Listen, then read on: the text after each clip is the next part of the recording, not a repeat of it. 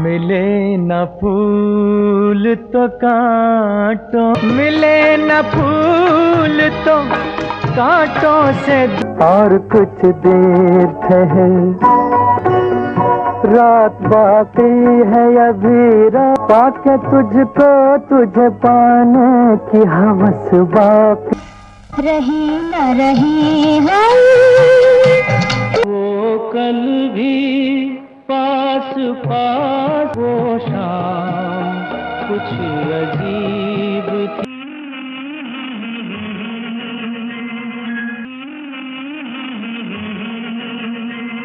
देखी है उन आँखों की महक, एहसास है ये रूह से, आज की रात चरागों की हमने जिंदगी कर ली। एक अद्भुत निर्देशक और एक म्यूजिक लवर। बेसिकली वो एक संगीत प्रेमी थे, उसके बाद कुछ और थे। वो किशोर कुमार की तरह ही वो निर्देशक, छायाकार, एक्टर, फिल्म निर्माता और पटकथा लेखक थे। इस वर्सेटाइल कलाकार का नाम है आशीष सेन, निर्देशक आशीष सेन, कॉमेडियन नहीं, वो निर्देशक थे जिन्होंने बांग्ला और हिंदी सिनेमा दोनों में जमकर काम किया, खूब नाम कमाया। उनका जन्म ढाका में हुआ था। उन्होंने हिंदी और बांग्ला में 17 फीचर फिल्मों का निर्देशन किया और उन्हें बांग्ला में दीप जले जाए के लिए खूब वाहवाही मिली, जो कि 1959 में आई थी। उत्तम कुमार और सुचित्रा के hit, super duper hit film Uttar Falguni, जो कि 1963 में आई थी, के लिए भी उन्हें खूब वाहवाही मिली। फिर उन्होंने ममता बनाई 1966 में, खामोशी बनाई 1969 में, अनोखी रात 1968 में और सफ़र बनाई 1970 में। आज मैं सफ़र का ही जिक्र करने जा रहा हूँ। जी हाँ, निर्देशक के साथ ही साथ वे एक अच्छे संगीत प्रेमी भी थे। बचपन से ही उनको संगीत से लगाव था, प्रेम था। शायद यही वजह है कि उन्होंने बचपन में संगीत की बाकायदा कुछ सालों तक तालीम भी ली थी। अगर उनके सभी गीतों को ध्यान से सुनेंगे तो आपको समझ में आ जाएगा कि वो संगीत प्रेमी हैं। उनका संगीत के प्रति इतना लगाव था कि वो हर इंस्ट्रूमेंट को बजाने से पहले सोचते थे कि इसको यहाँ पर लगाना चाहिए या नहीं, और इसीलिए अपने पसंदीदा संगीतकारों को वो संगीत देने के लिए अपने साथ रखते थे। जी हाँ, यही उनकी खासियत थी, यही उनकी खासियत और यही उनका निर्देशन का सबसे बढ़िया तरीका था। एक अद्भुत निर्देशक और एक उच्च कोटि के संगीत प्रेमी थे वो। मैं निर्मलेंदु सुहाना सफर से, प्रणाम। मैं सच कहती हूँ, मैं एक्टिंग नहीं की, मैंने कभी एक्टिंग नहीं की, मैं एक्टिंग नहीं कर सकती। ऐसे चले जाए, लड़कियां क्यों आती है मेरे कमरे में? किसी भी लड़की को मेरे कमरे में मत आने दो, किसी को भी नहीं। वो शाम कुछ अजीब थी। प्रणाम दोस्तों, मैं निर्मलेंदु सुहाना सफर से।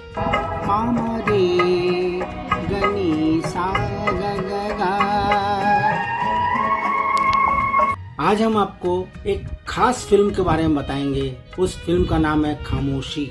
उसकी शूटिंग कहाँ हुई, कैसे हुई, कैसे राजेश खन्ना जी को कास्ट किया गया और क्यों किया गया, और उसके पीछे तर्क क्या दिए गए। जी हाँ, हम ये भी आपको बताएंगे कि इस गीत की शूटिंग कहाँ हुई थी और शूटिंग के दौरान क्या कुछ हुआ था। इस गाने की खूबसूरती को चंद शब्दों में बयां करना बेहद मुश्किल काम है, बेहद, जी हाँ, बेहद मुश्किल काम है। हाँ, यह सच है कि रफी साहब मेरे रोम रोम में बसे हुए हैं, मेरे आत्मा में बसे हुए हैं, लेकिन किशोर कुमार जी का भी मैं बहुत बड़ा आशिक हूँ, एक सच्चा आशिक। इसलिए यह गीत वो शाम कुछ अजीब थी, ये शाम मेरे दिल के करीब है।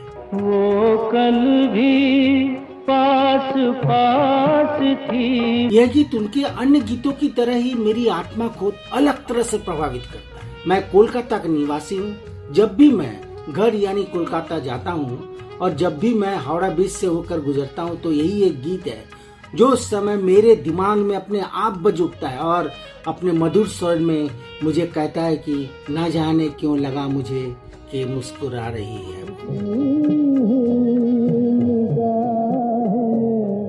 कितना सुंदर, कितना बेहतरीन लाइन है और किस खूबसूरती से किशोर जी ने गाया है, यह समझना पड़ेगा। गीत को बार बार सुनेंगे तभी समझ में आएगा। दरअसल खामोशी आशीष सेन के निर्देशन में बनी थी और 1969 में रिलीज हुई थी। एक black and white Hindi film जिसमें वहीदा रहमान और राजेश खन्ना ने जबरदस्त अभिनय किया। जी हाँ, दोनों ने, कोई किससे कम नहीं। धर्मेंद्र भी है इसमें, लेकिन कहानी राजेश और वहीदा पर केंद्रित है। यह सच है कि 1969 से 1975 तक राजेश खन्ना ने फिल्म उद्योग पर शासन किया। लगातार 6 सालों में 15 से 16 फिल्में सुपर डुपर हिट हुई हैं। यह कम बड़ी बात नहीं है, यह एक बहुत बड़ा रिकॉर्ड है।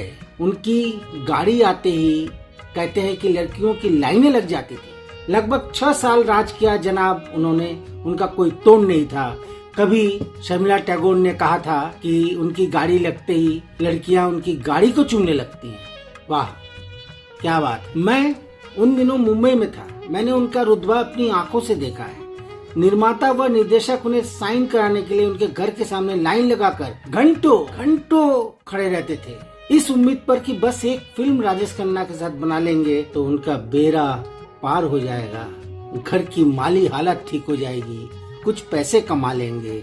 स्टारडम किसे कहते हैं यह राजेश खन्ना ने समझा है, बुझा है, जाना है और जनाब जिया भी है और दिल से जिया है। इस गीत के बारे में संगीतकार हेमंत कुमार ने किशोर कुमार को समझाया था कि इस गीत को गाना आसान नहीं है, क्या तुम कर पाओगे? किशोर साहब ने कहा कि कोशिश करते हैं। वैसे हेमंत दा ने सच ही कहा था कि आज से 100 साल बाद भी संगीत प्रेमी न केवल इस गीत को सुनेंगे बल्कि सुनते ही रहेंगे। दबी दबी हंसी में एक, क्योंकि गीत में जो गहराई, प्यार, एहसास, उम्मीदें और जीवन की सच्चाई है, सब कुछ अलग तरह से दिखता है। एक अलग तरह का गीत को जब देखेंगे, जब वॉच करेंगे तभी समझ में आएगा। यह गीत विशेष रूप से हेमंत कुमार द्वारा अपने यादगार संगीत और गुलजार के गीतों के लिए याद किया जाता है। जी हाँ, गुलजार ने लिखे हैं गीत। जैसे हेमंत कुमार द्वारा गाए गए एक और गीत है इसी फिल्म का, तुम पुकार लो,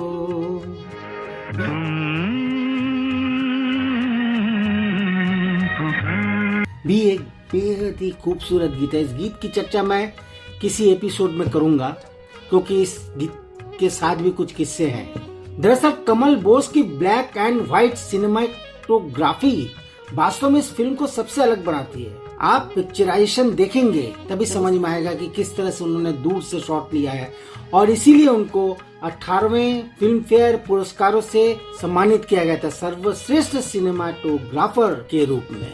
वहीदा और राजेश ने उच्च आलोचनात्मक प्रशंसा प्राप्त की। किशोर कुमार का गाया वह गीत, वह शाम कुछ अजीब थी, हृदय को आज भी झकझोर देती है। मैं सोचता था मेरा नाम। लता दीदी ने भी इस गीत को बखूबी गाया है। हमने देखी है उन आंखों की महकती खुशबू, हमने देखी है उन आँखों की महकती खुशबू। वहीदा का वो सीन जब वो कहती है कि मैं सच कहती हूँ कि मैंने एक्टिंग नहीं की, मैंने कभी एक्टिंग नहीं की। मैं सच कहती हूँ, मैं एक्टिंग नहीं की, मैंने कभी एक्टिंग नहीं की, मैं एक्टिंग नहीं कर सकती। बहुत ही बेहतरीन सीन है, लाजवाब सीन। हालांकि सुचित्रा सेन ने भी इसी जगह इसी तरह का संवाद दिया था और उन्होंने जो सीन दिया है वो और इस सीन में थोड़ा सा फर्क है। वो पैर में लोटपोट हो जाती हैं और ये चुपचाप खड़ी रहती है। दोनों सीन रोंगटे खड़े कर देते हैं, रोंगटे। उन्होंने जिस अंदाज में कभी नहीं संवाद की अदायगी की वो अति सुंदर है। एक्टिंग की पराकाष्ठा है। खामोशी की शूटिंग कलकत्ता में हुई थी। हाँ, तब कलकत्ता कहा जाता था ना। होटल ग्रैंड ओबेरॉय में सभी कलाकारों को ठहराया गया था। हावड़ा ब्रिज के नीचे गंगा में शूट के दौरान उस नाव में केवल एक कैमरा लगा हुआ था। इस क्रॉल में ऊपर एक और नाव साथ साथ चल रहा था जिसमें कैमरा था, दोनों कलाकारों के क्लोज शॉट्स लेने के लिए। बाद में इस गीत में पुरानी यादों की कटिंग को मिलाकर एडिटिंग टेबल में जिस तरह से मिक्सिंग किए गए हैं वह भी लाजवाब है। जवाब नहीं उसका। इस गीत की शूटिंग हावड़ा ब्रिज के नीचे से लेकर खिदिरपुर डॉक तक हुई थी। सुबह 5 बजे का समय था, शूटिंग शुरू हुई थी। यहाँ यह बता देना जरूरी है कि सुपरस्टार राजेश खन्ना को तैरना नहीं आता था और इसीलिए निर्देशक ने कई तैराकों को शूटिंग करते वक्त अपने साथ रख लिया था। एक बार राजेश खन्ना को झुककर ऊपर पानी फेंकना था। उस दृश्य को, जी हाँ, उस दृश्य को करते वक्त नाव उस तरफ झुक गया था। राजेश को उस शॉट को देने के लिए कई बार रीटेक लेना पड़ा, क्योंकि जैसा आशीष सेन चाहते थे वैसा वो नहीं कर पा रहे थे। यह प्रसिद्ध बांग्ला लेखक आशुतोष मुखर्जी की नर्स मित्र नामक बांग्ला लघु कहानी पर आधारित थी। दरअसल ये निदेशक आशीष सेन की अपनी बांग्ला फिल्म दीप जले जाए, जो कि 1959 में रिलीज हुई थी,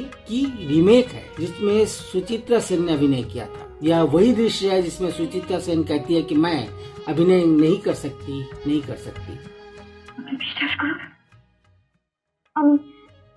আমি সত্যি অভিনয় করি, আমি কোনোদিন অভিনয় করিনি। सुचित्रा सेन इस फिल्म के बाद बांग्ला फिल्मों में छा गई थी। इस कहानी से प्रभावित होकर निर्माता बुपुनु थुला, पुरुषोत्तम रेड्डी और निर्देशक जी रामिनेडू ने भी बांग्ला फिल्म को चियो राकू मिगिलेदी नाम से रिमेक किया, जो कि 1960 की एक ब्लॉकबस्टर फिल्म साबित हुई थी। निर्देशक थे आशीष सेन। हाँ, आपको एक बात बता दें, ये आशीष सेन वो नहीं है जो मोटे थुल कॉमेडियन है। ये आशीष सेन एक निर्देशक भी हैं, एक लेखक भी हैं, एक स्क्रिप्ट राइटर भी हैं और इन्होंने ही दीप जले जाई में एक भूमिका भी निभाई थी। असित की आपबीट फिल्मों में ममता, रही न रही जो कि 1966 में रिलीज हुई थी, और अनोखी रात 1968 में रिलीज हुई थी, मिले न फूल तो कांटों की सफलता के बाद हिंदी में भी इसे बड़ा बनाना चाहते थे। इसलिए उन्होंने अपनी बांग्ला हिट फिल्म का रीमेक बनाने का फैसला किया। फिल्म की मुख्य अभिनेत्री वहीदा रहमान एक अच्छी अभिनेत्री मानी जाती थी और उन दिनों उनकी तूती बोलती थी। राजेश खन्ना की फिल्म आखिरी खत, जो कि 1966 में बनी थी, में राजेश खन्ना के काम से काफी प्रभावित हुई थी वहीदा। उन्होंने इस फिल्म को कई बार देखा, खासकर वह गीत कुछ देर ठहर और कुछ देर न जा, और कुछ देर ठहर और कुछ गाने के बोल इस तरह के थे, और कुछ देर ठहर और कुछ देर न जा। गीत में अभिनय को देखकर इसीलिए उन्होंने आशीष सेन को अभिनेता राजेश खन्ना का नाम सुझाया। अब चूंकि राजेश खन्ना न्यूकमर थे, इसलिए आशीष सेन रिस्क लेना नहीं चाहते थे, लेकिन वहीदा ने आशीष दा को यह समझाते हुए कहा कि न्यूकमर है इसलिए लोग देखेंगे। आजकल इनका क्रेज महिलाओं में जबरदस्त है। हाँ, एक बात और, वहीदा रहमान ने एक साक्षात्कार में यह भी स्वीकार किया था कि वह इस चरित्र के लिए उतना अच्छा अभिनय नहीं कर सकी जो कि चिवा राकू मिगी लेदी में सावित्री ने किया था, जो कि 1960 में रिलीज हुई थी। दीप जले जाए में सुचित्रा सेन ने किया था। आशीष सेन का जन्म 24 सितंबर 1922 में हुआ था और 25 अगस्त 2001 में वो हमसे रूठ कर चले गए। आशीष सेन बेसिकली निर्देशक, छायाकार, पटकथा लेखक और कवि थे। उन्होंने बांग्ला और हिंदी सिनेमा दोनों में काम किया है। उनका जन्म ढाका में हुआ था, जो अब आधुनिक बांग्लादेश में है, जो कि कभी ब्रिटिश भारत में पूर्वी बंगाल का हिस्सा था। एक से एक फिल्में दी हैं उन्होंने। बहुत सी फिल्में ऐसी हैं जिनका जिक्र करना यहाँ मुश्किल है, आगे हम आपको बताएंगे, लेकिन आज बस इतना ही। मैं चाहता हूँ कि आप इस वीडियो को लाइक करें, अगर अच्छा लगे तो दोस्तों को शेयर करें और सब्सक्राइब भी करें अगर नहीं किया हो तो। प्रणाम। न जाने क्यों लगा